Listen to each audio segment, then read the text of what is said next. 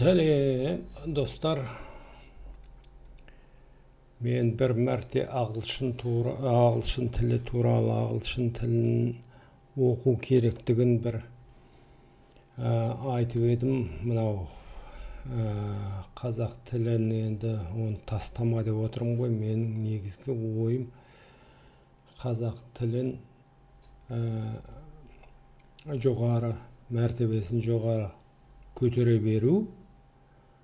Содан кейін осы біз бәріміз таза қазақша өзімізді құрметтеп, өзіміздің тілімізді сөйтіп сөйлей бастасақ, бұл қазақ тілі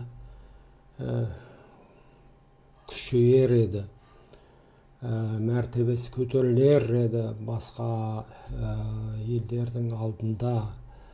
Содан кейін біз өзіміз іш жағынан тағы да осы тілге басқадай бір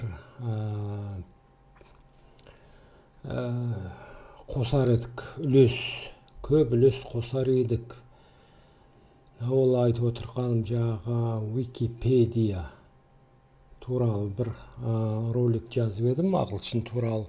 Ағылшын тілінде негізінен ең бай тіл қазіргі күні ол ағылшын тілі.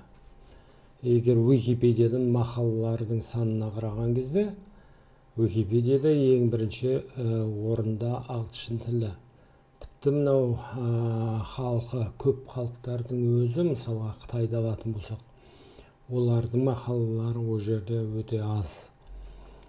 Қазақ тіліне келетін болсақ, ол да бірақ қазақ тілінің мысалға мақалаларының аздығы неге байланысты? Мысалға көптеген бір жағынан халқымыз аз, екінші жағынан көптеген салалар әлі дамымаған, әлі келмеген.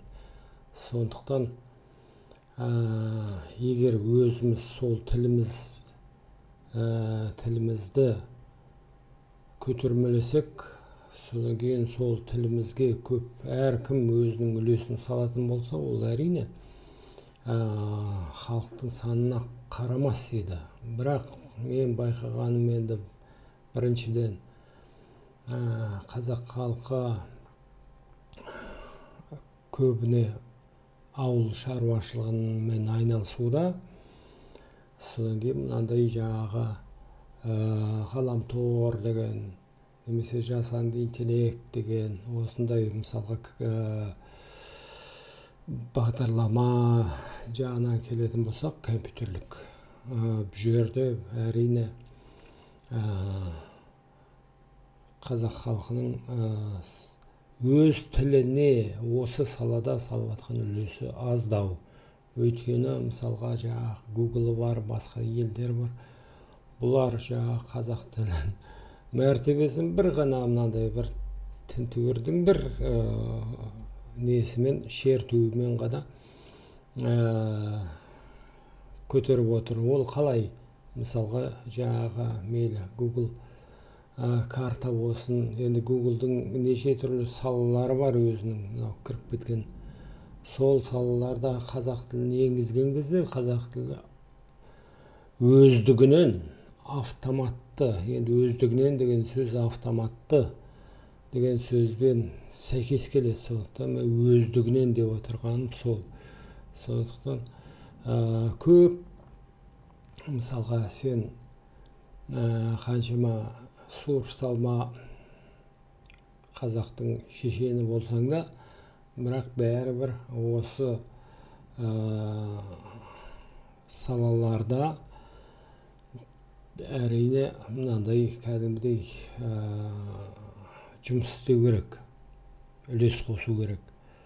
Ал мейлі, бүгінгі әңгімеміз жаңағы Википедия болсын, бәрібір мынау қосалқы тіл ретінде менің ойымда, мысалға қазақ тіліне қосалқы тіліне қоса, мынау егіздей сыңарындай болу үшін жаңағы мынау ағылшын тілімен өте тығыз айналысуымыз керек. Ағылшын тілі мысалға бұрын басқа тілдердің сөздері ең алдымен орысқа енетін, орыс тіліне, содан кейін орыс тілі арқылы қазақ тіліне енетін. Енді біздің қолымызды ешкім қайырып атқан жоқ.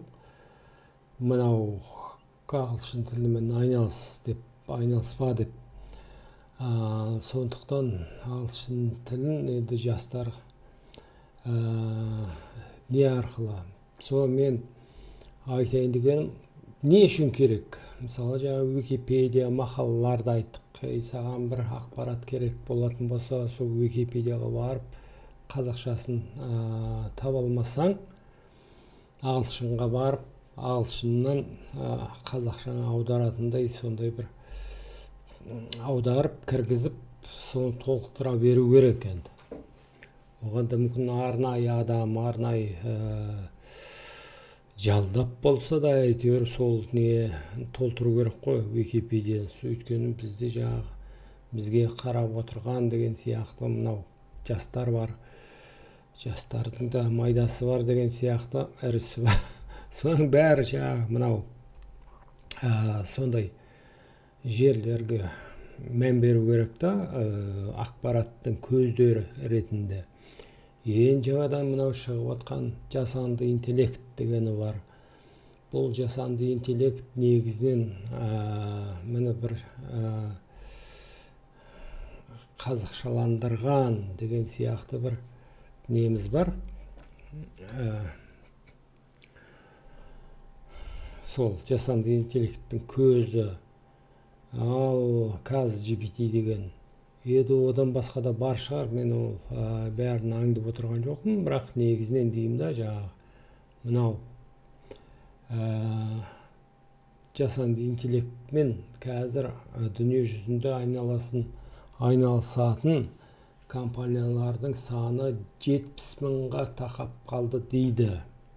Мейлі 100 мың болсын, мейлі сондай енді цифрлар болсын, бірақ бәрібір өте көп, бірақ білетініміз аз ғана.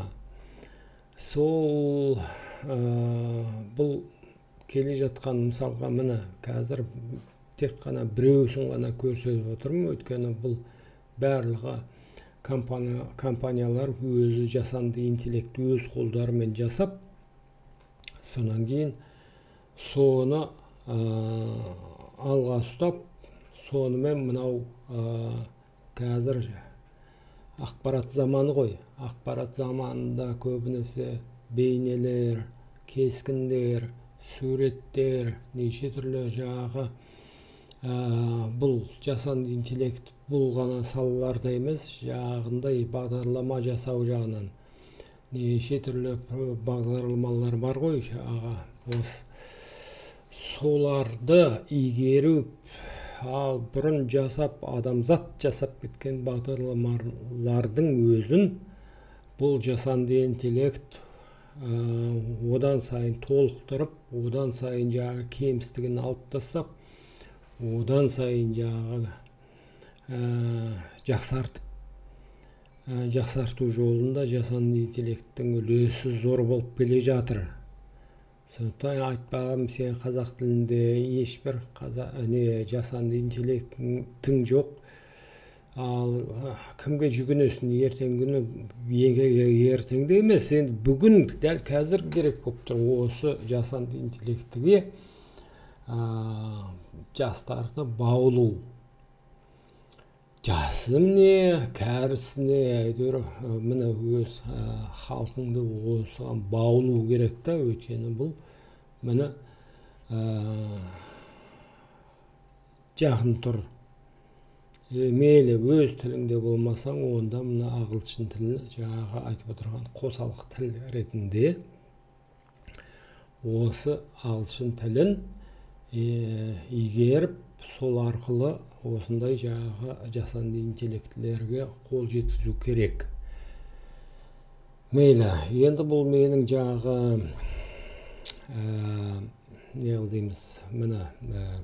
кіріспе сөзім деп айтса, қалай енді мына кішкене былай шолып өтейік. Leonardo AI деген осы жасанды интеллект. Бұл мына басты бетінде тұрмыз. Мына жерде жаңағы кішкене қысқаша мынау не деп жазылған, кішкене бұл қалай өзі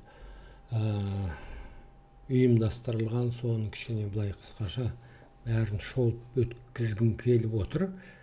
Өйткені бұның қызығы өте мол. Ал жаңашыл деген адамдар осы жерде жиналып осыны қарастыру керек. Мына жерде get started here дейді. Міне осы жерден бастаңдар деп мынау жазу. Мен әдейі мынау тінтуірдің жаңа көрсеткішін ұлғайтып үлкен қылып жасадым, мынау көзге көрінетіндей қылып. Мына жақта жаңадан өзің кескін жаса деп мына жазу бар. Create new image деп. Бұл кескін жасаудың неше әдістері бар. Мынау әдістері мына жерде жазылып тұр. Мына жерде сөздермен суреттеп, содан кейін мынау жаңа кескін шығару. Generation деген енді generation бұл ұрпақ қалдыру. Ал қазақша егер былай тікелей кескін қалыптастыру деп аталады. Бірақ енді қалыптастыру кішкене бір қалыпқа келтіру деген сияқты болып естіліп тұр мен үшін. Сондықтан image generation деген осы жаңа кескінді шығару. Енді сол. Екіншісі мынау солдан оңға қарай жүретін болсақ, мына real time canvas дейді.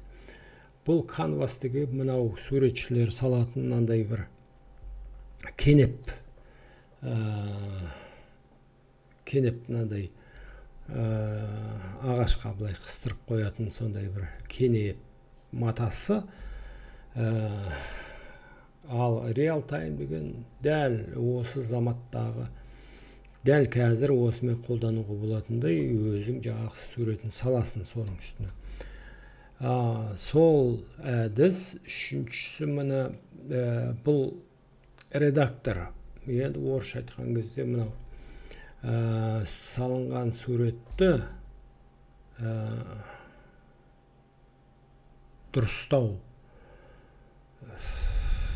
дұрыстау, жөндеу, енді оны бір нәрсе қалыптастыру деген сөз деймін. Мынау motion деген бұл қимыл. Мына суретті қарап отырғанымызда арт жағында бір шарлар ма, бір нәрселер жүріп келе жатыр. Енді сондай бір жай суретті кішкене мынандай бір қимылдар қосып жасау деген сөз. Ал енді мына жақта real time generation дейді. Real time generation дәл осы уақытта жаңағы generation сөзді айтып өттім. Қалыптастыру немесе шығарма жасау, шығару. Ал енді мынау бетте бұл recent creation деген осы уақытта осы жаңа ғана шығарылған шығармалар деп. Мына жерде мынау trending деген сөз осы бағыттнама, сондай келе жатқан құбылыстар осындай деп. Мынау бәрі деген сөз, ол деген сөз. Мынау жақсартқан, мына жерде upscale деген сөз. Мынау motion деген бұл жаңа қимыл. Соның қайтадан барлығы мына фотография деген сөзге ұқсайды. Фотографи. Animals бұл жануарлар. Anime деген мынау anime, енді мынау қимылдайтын суреттер. Архитектура енді өзі айтып тұр. Architecture деп жаңағы мынау characters, мынау әрі қарай бұл бір бейнелер, адамның ба әйтеуір бейнелер. Мынау тамақты мысалға жарнама жасаған кезде әдемілеп сілекең шұбыртып тұр сөйтіп жасайтын нәрселер. Мына Skyfi деген енді бұл жалпы мен бәрін білгіш емес, Skyfi деген мынау суретіне қарап қана айта аламын. Skyfi деген енді мынау басқа планетадан келгендер деген ма, жоқ әлде сол ма? Негізінен мен мына жақты қазір айтып өтейін. Мен мысалға осы әдістердің мына кішкене байқап көрдім. Мына real time canvas деген енді тек қана бір сызық салсаң, ол сол сызықтан бір гүлдендіріп, шыбықтан бұтақтан бір нәрсе жасап, әйтеуір сонда өз қоспа жасайды да, жасанды интеллект болғаннан кейін өз көрінісін қосымша жасайды. Image деген енді осы мен көбінесе қолдандым бастапқы кезде. Содан кейін motion, бұны мен басқа жақта қимылдаттым. Енді бұны да байқап көруге болады. Мынау дәл қазір ең қызықтысы осы, өйткені бұл сенің ағылшын тілін аздап болса да, содан кейін ағылшын тіліне түсінуіңе себепші болатындай. Мысалға бір сөз жазсаң, ол сөз дұрыс па, дұрыс емес па, онда байқауға болады. Сөйтіп өте пайдалы нәрсе. Мынау жұрттың осы қауым, жиналған қауым үш жерде өздерінің суреттерін осы жақын арада жасаған. Неше түрлі, бұл өз қолыңмен салған емес, бұл жасанды интеллектке ауызға толған шоколад деп осылай жазсаң, міне осындай суретін салып береді. Мысалы мынау эниме мотоцикл мінген адам суреті десе, міне осылай қылып, онда бір көшенің осындай көше деп мысалға қосымша сөздер керек та. Ал мейлі сол жағын қарайық енді. Мынау өзінің осы бренд суреті AI. Мынау төкең. Негізі бұл мысалға сен келсең, бұл сайтта саған күніге қаншама жұмсайсың ба, жұмсамайсың ба, күніге жаңарып тұратын 150 токен деген. Төкең дейді қазақша. Соны беріп тұрады. Ол мысалға сен ең төменгі деңгейде мысалға қолданғыш болсаң, егер төлем арқылы нететін болсаң, онда сен жаңағы мынау ақша ретінде төкеңнің көбейеді. Содан кейін мынау неше түрлі деңгейіңде жаңағы саған берер неше түрлі әдістері де көп. Сондықтан оны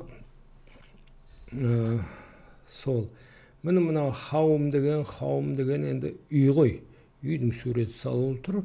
Мына жерде жаңағы қоғамдық, енді мынау осы қауымның істер деп айтайық. Сөйтіп. Мынау персонал деген енді personal fit деген енді мынау жеке бас өзіңнің жетістіктерің деп айтайық, еңбектерің. Мына жерде мынау тренинг деген жаттығу, және бұл жерде жаттығу неде тұрады? Жаттығу біріншіден сен осы қолыңа берген құралдарды қолдана білу, содан кейін мынау суреттеме, сөзбен суреттеме жасаған кезде, ол суреттемелерің қалай дұрысырақ келтіруге болатын неше түрлі осындай жаттығулары бар. Және жаңағы мынау дата деген осы ақпарат беру. Fine-tuned models дейді. Бұл ең жақсы деген модельдер. Мынау қолданатын құралдар дейді. қолданушының құралдары. Міне жаңа қайталап алып келді. Мынау жаңа мына жерде жоғары жерде мынау 5 түрлі әдіс дедім ғой. Мына жерде жаңа сол 5 әдіс қайтадан 6 болып кетті ме? Мына жақта тағы да текстура generation дейді, қалыптастыру. Мынау суреттің тұнықтығын, суреттің жаңағы осындай бұдырлығын деп айтайық. Сөйтіп жаңағы сондай тағы бір әдістер бар. Мына жақта енді бұл неше түрлі баптаулар, немесе жаңағы факт деген жаңағы, немесе help, көмек, немесе жиі сұрайтын сұрақтар. Мына жақта шығып кету, анау деген сияқты, енді ол бізге керек емес. Енді ең осы бірінші немізде жаңағы бір-екі нәрседен көрсетіп кетейін деп отырмын да. Мысалға, ең қызығы мен үшін мынау болған. Мен енді қазір өз жалғыз жеке бас өзімнің бір қолданған, өзім жасаған бір еңбектерімді көрсетіп кетейін. Мына жерде мынау мен қазақ халық ертегілеріне бейнелер жасаған. Мына Санобардың әңгімесі деген ертегіге ол Гүл Санобар деп аталады. Екінші бөлімінде Санобардың әңгімесі деп аталады. Сол мен білмеймін неге екен, қайдам айтыр екінші бетінен, екінші бөлігінен бастадым жаңағы. Бірақ не де болса да мына жерде өзімнің стилімді тапқан сияқты болдым. Бірақ кей жерлерде мен бұны алып фотошоп арқылы кішкене өзгертіп енді өзгертіп сөйтіп салдым да, ол басқа хостингке салдым. Бірақ мейлі, бұл мен мақтанайын деп әңгімелеп жатқаным жоқ. Бірақ әңгіме мынау кейбір өзімнің стилім деген сөз. Мысалға жаңағы мен әркім жерде жаңағы қауымға кіргеннен кейін басқадан да қарап аласың ба, бұныкі ғой, мына жақта бір жақсы дүние жасалған екен. Соның жаңағы промптс деген жаңағы сөздер қандай, сол сөздерін өзіңе алып, содан кішкене синтез жасап, мынандай сөйтіп жаңағы сол суретке ұқсаттыруға болады. Мен мысалға мына жерде жаңағы мынандай бір сөздер, дәстүрлі қазақ ою өрнектер деп мына жерде мына сөзді аударма жасап көрдім. Мификалық көрініс еді, сондай ертегідей болу керек та. Содан кейін мынау жап-жарық болса ертегіге ұқсамайды. Мысалы қараңғылау болу керек. Содан кейін бір жаңағы мынандай сиқырлы атмосфера деп сондай сөздер. Содан кейін мынау майлы бояумен салынған деген сияқты, енді басқа өте жоғары деңгейдегі майда шүйдесіне дейін анық салынған. Содан кейін мына фольклорлық тақырып деген сияқты сондай сөздер алып мына жерге салып едім. Енді мынандай кішкене шынымен оның алдында қазақтың ертегілері түнде, мысалға сен былай берсең ол басқаша болады. Мен әңгіме сонда. Ал негізі негізі енді осы жерге келгеннен кейін кішкене ағылшын тілін бізде бұндай жаңағы айтқандай қазақ тілінде мынандай жасанды интеллект бар, бірақ мынаншама жаңағы кең және не емес осындай бай құралдармен бай нәрсе емес. Ол айтып отырған, енді оның атын да айтпай қояйын, өйткені оны жарнама етіп немесе жаңағы жамандап айтып жатқан жоқпын, тек қана осы өз көзқарасымды айтып отырмын.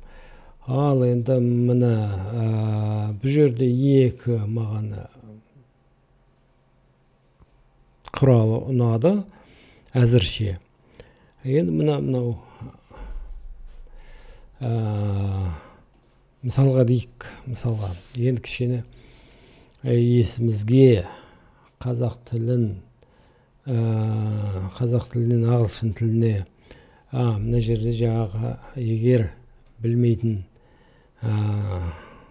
болсаңдар, мына жақта аударма, Google'дың аудармашысы бар, соны қолдануға болады. Мысалға мына жақта қазақ деп жазсақ, қазақшадан ағылшын тіліне аударып, сол жерде мына жерден көшіріп аласын, соны көшіріп ана жерге саласын. Мына әңгіме сода болып тұр. Мысалға жаңағы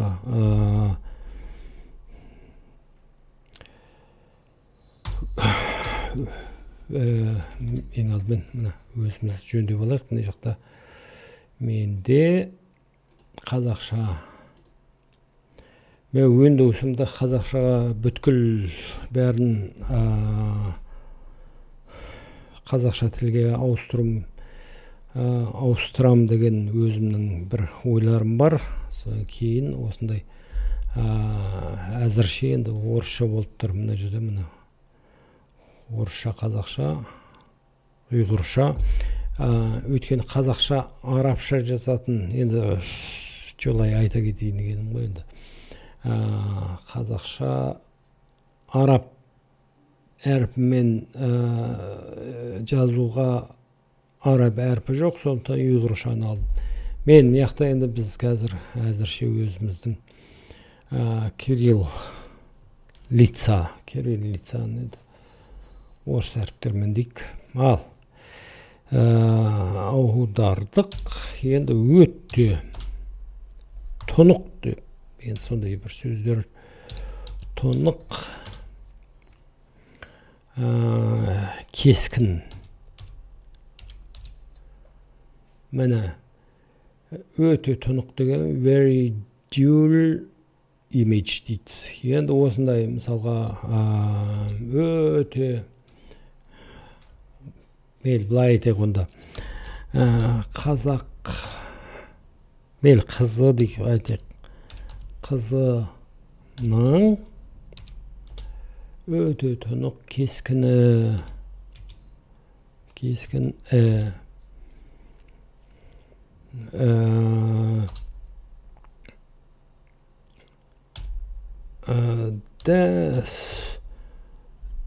дәстүрлі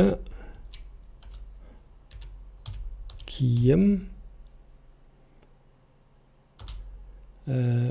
дәстүрлі өрнектелген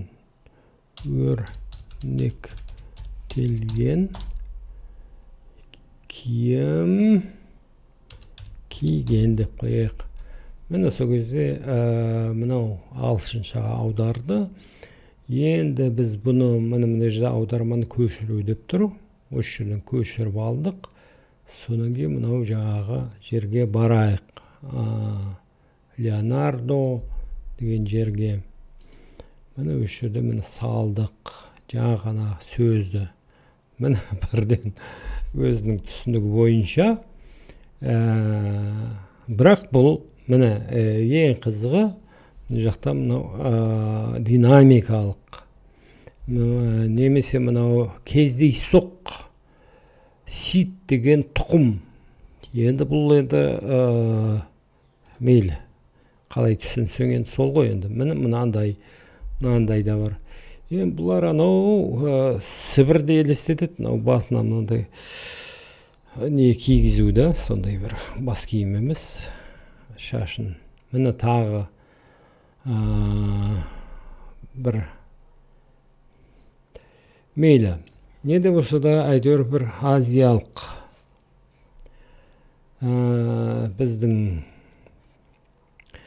бұл жасанды интеллект өз түсінеді. Мысалы қазақтың түрі қандай екен да, біз өзімізше түсінеміз. Сондықтан бұны үйрету үшін кей кезде мен былай істеймін да, жаңағы қаны 60% Кавказ, 40% азиялық деп жазсаң, кішкене сол кезде жаңағы мынау не дегенмен осы екі континенттің арасындағы жаңағы халықпыз ғой. Сондықтан қанымызда сондай әртүрлі нәсілдің араласпасы. Мейлі, бұл осылай деп айтайық. Содан кейін мына кинематографиялық деп айтайық, сондай түрлері бар. Бұл өте несі, жаңағы мынау мына environment деген ол мынау қоршаған орта, мына күн сәулесі не түсірілген деген сияқты, сондай бір мысалы продукт деген өнім, неше түрлі бірден міне әп сәтте осындай. Мен бұл дайындап қойған нәрселер емес, бұл осылай дәл қазір беріп жатыр. Мынау скетч ақ-қара, енді сондай суреттер. Вибрант деген енді сол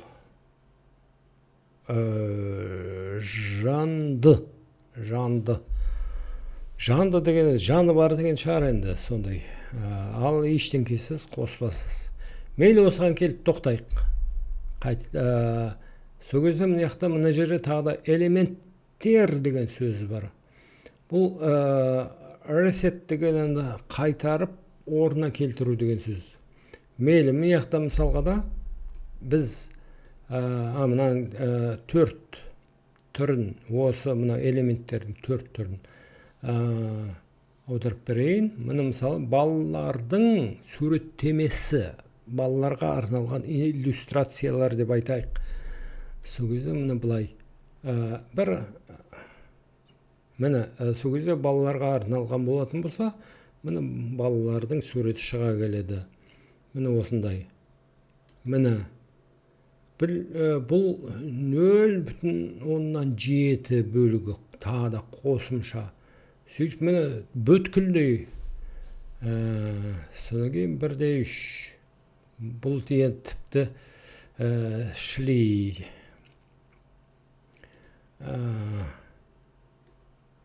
артық кеткен деп айтайық. Ал енді туын деген мынау cartoon деген жаңағы мынау мультфильм және аниме. Аниме деген өзі сондай бөлек қой енді. Бұл менің ойымша, менің түсінігім бойынша бұл жапондықтардың мультфильмін тартып кеткен. Мейлі, оны да қосып көрейік. Сол кезде міне кішкене мынандай мультфильмге сәйкес болып шыға келеді. Біз кері қарай, минуске қарай жүрмедік қой. Міне қазір мынау неге ұқсап келе жатыр? Жапонның. Міне мынандай жапонның суреттеріне көздерін бадырайтып, мына киіміне дейін аниме болып кетті. Бірақ негізінен деймін, егер мынау кері қарай жүретін болсаң, ол басқаша. Міне ресеттеге қайттан басып көрейік. Міне қазір қайтып келдік жаңағы. Ал енді тағы да міне кері қарай басқаным ғой. Міне осындай. Енді бұны тағы да қызық қылайық. Мынау енді фольк деген халық сурет иллюстрациясы. Енді халық. Міне мынау одан кері жүру. Ал одан енді күштірек қылайын десек, ол кезде мына оңға қарай плюске шығамыз. Міне мынандай. Енді мынаусы енді кішкене сондай ұқсайды. Ал енді мына әдейі кітаптар болады ғой. Өзің түрлі түсті қалам аласың да, содан кейін мынау салынған суреттерді нететін бояйсың. Міне соған арнап осындай тағы басуға болады. Міне бұл мысалға сен бұл тек бір жай ғана сурет. Егер қазір біз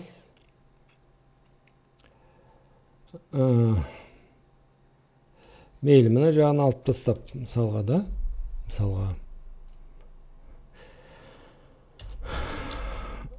бук деп жатырмын енді, мейлі. Бұл жаңағы басқа халықтардікі болып кетті. Біз қазір мынау ағылшын тілін не келтіреміз ба? Иә. Міне, біз мынаны бук дейік. Кітап мұқабасы десек, book cover. Міне, кітап мұқабасы болып кетті. Енді бұл енді, міне кітап мұқабасы енді дәстүрлі киімдер деген сияқтыға келтіріп, мынау кітаптың мұқабасында жазып бере алады. Енді бұл енді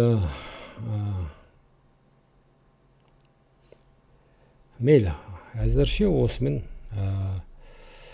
егер қызық болатын болса, тағы да